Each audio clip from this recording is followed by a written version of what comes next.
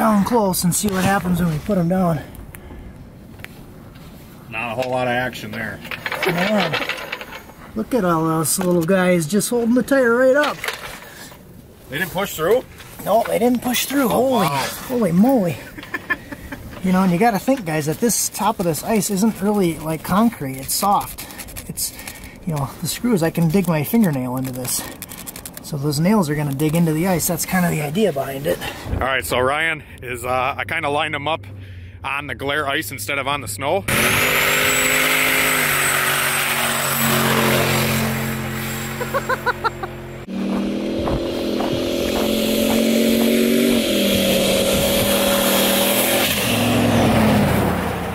Fucking hauling ass.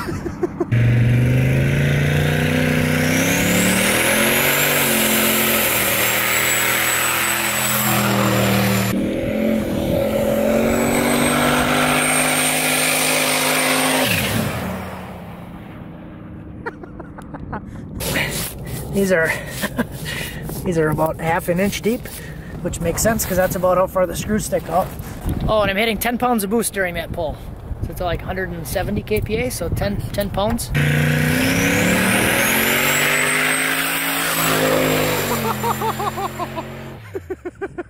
You could see the truck shimmy.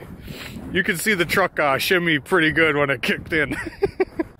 We'll do a little look-see. I'll look at them when I pull them off too, but no broken screws. They didn't explode. It wasn't a, you know, projectile vomiting bomb. I did turn too sharp though, and my wheel hit the intercooler coupler, put a hole in my coupler, but it's still making like 10 pounds of boost. So, yeah, that works out pretty slick.